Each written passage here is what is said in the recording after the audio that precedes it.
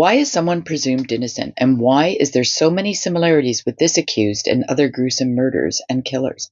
What types of evidence can be used in court, and what evidence is most likely to be used to get a conviction? This video will answer some of those questions.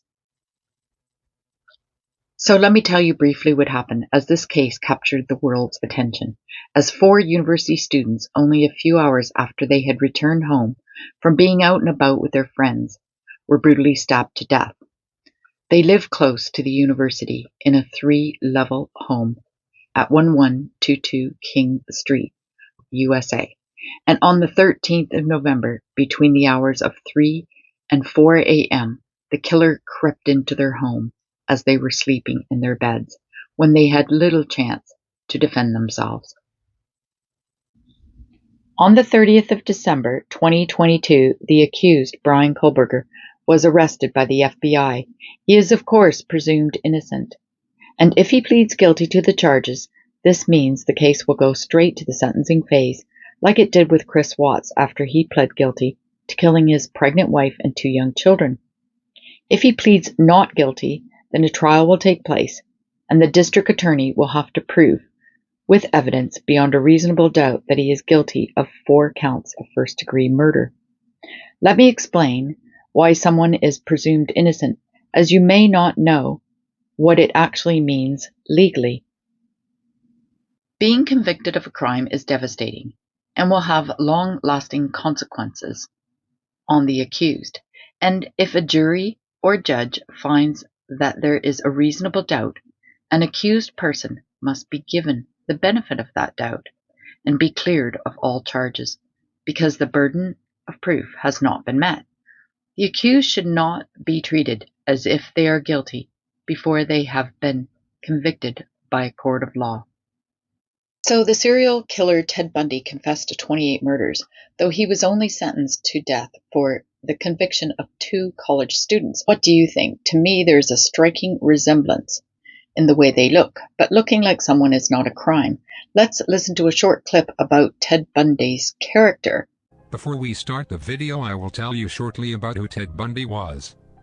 Ted Bundy, or Theodore Robert Bundy as his full name is, was born November 24th in Burlington, Vermont, USA, and was executed January the 24th, 1989, Stark, Florida. Ted Bundy was an American serial killer and rapist, one of the most notorious criminals of the late 20th century. Bundy had a difficult childhood. He had a strained relationship with his stepfather, and his shyness made him a frequent target of bullying.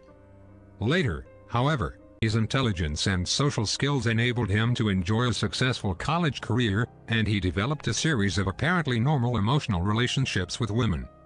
Despite this apparent stability, he sexually assaulted and killed several young women in Washington, Oregon, Colorado, Utah, and Florida between 1974 and 1978. So to give you a bit more detail, Ted Bundy studied psychology at the University of Washington, and he got accepted into law school but dropped out a year later. Here we see the perp walk of the serial killer Ted Bundy and the accused. The reason looking like somebody is not evidence is because evidence must be probative, which we will discuss just now, as the accused also is said to be very intelligent. He has an undergrad degree, I believe, in criminology, and is currently a PhD student. So his education is evidence, as it speaks to his character, and character evidence is a probative value, meaning the DA can use it to demonstrate that it is relevant, that his background knowledge of the law is more than the average person. And it would be hard to believe that he had not heard of the horrific crimes that had happened, and the police were looking for a car that fits his car description. As a PhD student, he was a TA marking grades for undergrad students, and after the 4 university students were murdered, the small town of Moscow, Idaho, were in fear for their own lives, so the university allowed them to study remotely, and the accused continued to work with other students. If they could give evidence, that the accused knew the police and the FBI were searching for a white car which happened to be the same make as the accused, then these students could be witnesses who could give collaborative evidence. That he, for example, knew that the police and the FBI were looking for the very type of car he drives. And if that is the case, why would he have not come forward to eliminate himself? Instead, we are hearing that he cleaned his car inside and out, and threw his garbage in his neighbor's trash bin, which amounts to very suspicious behavior in my view.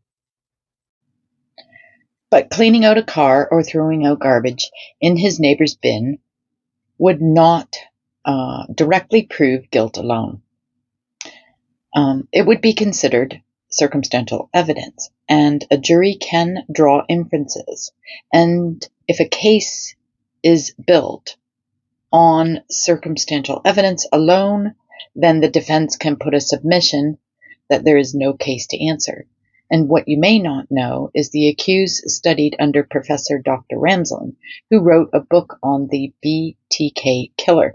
Let's meet her, and then we'll look at some more similarities. I'm ever. Hello, Dennis. I think there are other victims. Unprecedented new confessions. There are still secrets. From one of America's most monstrous serial killers. BTK, Confession of a Serial Killer, continues next, only on A&E. Good evening. I'm Dr. Katherine Ramsland, professor of forensic psychology at DeSales University, an author and an expert on extreme offenders, notably serial killers. As you saw on night one of A&E's all-new documentary, BTK, Confession of a Serial Killer, I've spent the past 10 years getting inside the mind of notorious serial killer Dennis Rader. Tonight, I'm here to answer your questions and also give you an exclusive sneak peek at night 2 of the documentary, which airs tonight at 9 Eastern and 8 Central on A&E. Without further ado, let's jump in. So Dr. Ramsland has written many books, as you can see on the screen, and to think the accused Idaho killer studied under her is chilling enough. But even more curious is the accused Bryan Kohberger. His initials are BK. So curious minds wondered what Bryan's middle name was, though to be sure there is no similarity there, because the BTK came from an acronym this man, Dennis Rader, gave himself, which stands for Blind, Torture, and Kill. What is eerily similar is that BTK committed his first mass murder of 4 people at the age of 28, and the accused Idaho killer is 28 and is accused of murdering 4 people, which we assume is his first. So is this evidence? Sounds a bit like coincidence. But could the DA use this information? Stick around and I'll tell you how this can be used in a bit, as I want to tell you about another similarity first. Okay, so that's a few similarities, but now let's look at another similarity, the Amityville Murders, that took place at 112 Ocean Avenue, and the slaying in Idaho happened at 1122 King Street. Both mass murders on the 13th of November, between the hours of 3 and 4, when everyone was in bed sleeping, similar to the Idaho slayings. Let's listen to a short clip of these horrific killings, and then I'll come back to you with the background of the accused killer. On the night of November 13th, 1974, Ronald Defeo Jr. burst through the front door of Henry's Bar in Amityville, New York, screaming hysterically for help, because his entire family had been murdered. His friends from the bar followed him back to his house at 112 Ocean Avenue, where they came across the bloody aftermath. 5 members of the Defeo household lay dead in their beds, still wearing their pajamas, completely covered in blood. Each of them had been shot at close range in their sleep. And the story only became more shocking the next day when none other than Ronald Defeo Jr. himself confessed that he was the one who had committed these heinous murders. But the night that Ronald Defeo Jr. murdered his family was only the beginning of the terrors that plagued what came to be known as the Amityville Horror House, after the family who moved in afterward claimed that the home was haunted. And though that story has since been made into several movies and remains well known to this day, the true story about what happened isn't what you might think.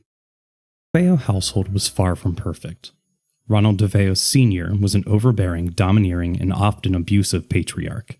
His wife Louise, who had once dreamed of pursuing a modeling career, became a withdrawn background figure in Big Ronnie's house.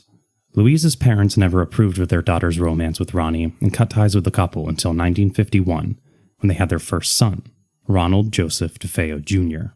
Young Ronald, known by his nickname Butch, had a difficult childhood.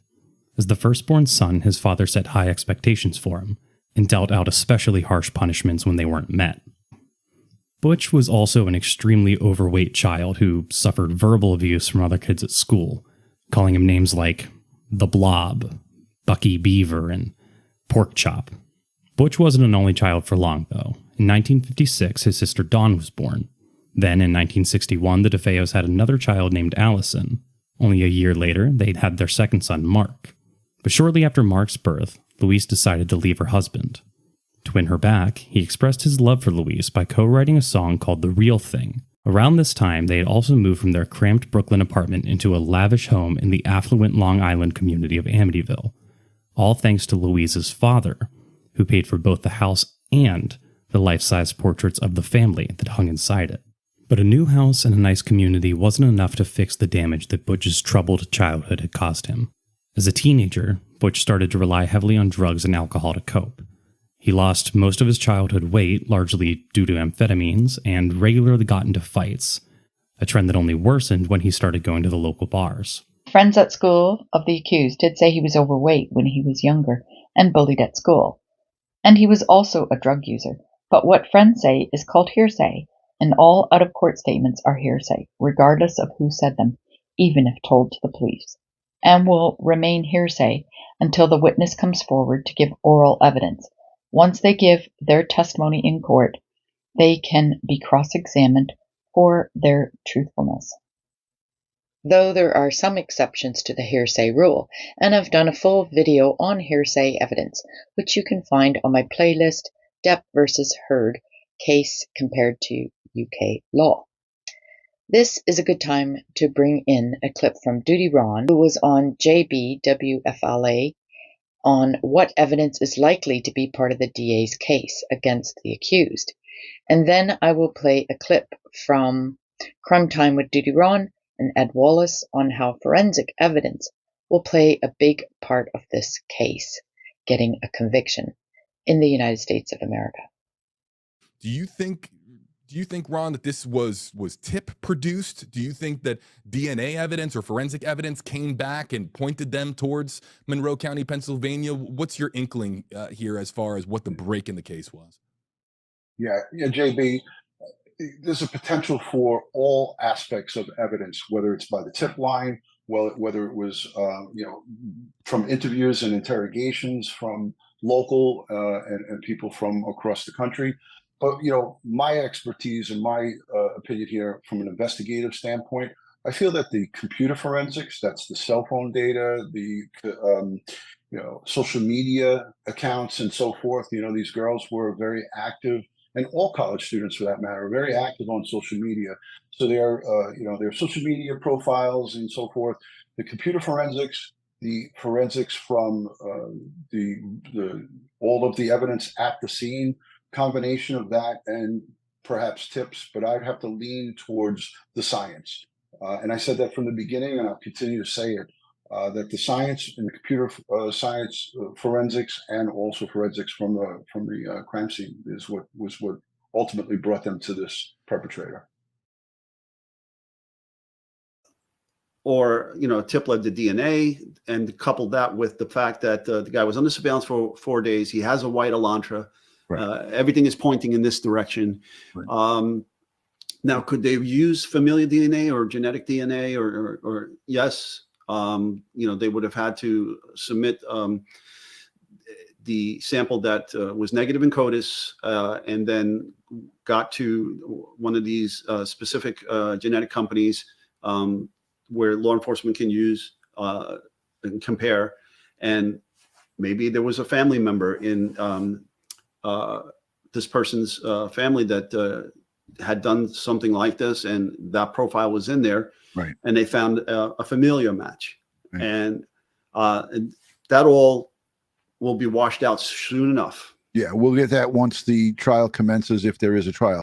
There's so many parallels I see here with one of our famous serial killers that thought he was smarter than everybody else. Attacked young ladies in Florida in a college, in a sorority house. Yes, Ted Bundy. Yeah. And he was at one point a law student, right? But he never did complete and get his pass the bar or anything like that. But again, he thought he was smarter than everybody else too. Yeah. And he got away with it for such a long time, but he was moving all over the country. I've left links to all sources used in this video, and if you want to know more about forensic evidence, DNA, 3D laser capabilities, defense attorneys' views on this case, then DutyRon has it all, as he is a retired New York police officer. Well, I promised you I would tell you how all these similarities could be introduced in court. What you may not know is opening statements are not evidence. Imagine if the DA pointed them out to influence the jury's mind so that they could make connections. Let's listen to Robert Barnes, an American solicitor, tell us how it's done. Then I'll give you an example of how opening statements could go. A great way to get a jury to go in your direction is to get the jury to believe that they have come up with the conclusion that you want them to get to, and not to give them the conclusion. If you give them the conclusion, they will be skeptical. They will think, okay, this person's attempting to get me to think something. By contrast, if they think they uncovered it themselves, if they think they discovered it themselves, if they come to that conclusion before you're there, I mean, I know I'm in a good jury when I do focus groups, when I know the argument's working well, when the person's like, oh, I already know what's happening. I'm going to be able to tell you what happened before you know what happened. And what he's doing there is planning something in their head, letting them go to their own conclusion. How's this for an opening statement? This man studied criminology as part of his studies. He familiarized himself with other famous killers, like Ted Bundy, who crept up in the middle of the night to kill a house full of sorority girls. He waited until the 13th of November, between the hours of 3 and 4 a.m., just like the Amityville slaying in New York. And is it a coincidence his first kill was at 28 years old and killed 4 people, just like BTK Dennis Rader? He might have studied how to commit the perfect murders, but the forensic evidence he left behind will show this man could not outsmart justice. At the time of recording this video, the accused Bryan Kohberger is due for an arraignment hearing on the 12th of January 2023 at 10 a.m., where he will be brought before a magistrate and read the charges. Then he will be expected to enter his plea. Please pray for justice for all victims of crime. Leave a comment as to your views and be respectful. And remember, the accused is presumed innocent until he is either found guilty or admits to his guilt. And if you like this content, please give it a thumbs up and share and subscribe free. I'm Karen Cole from Legal Minded Friends.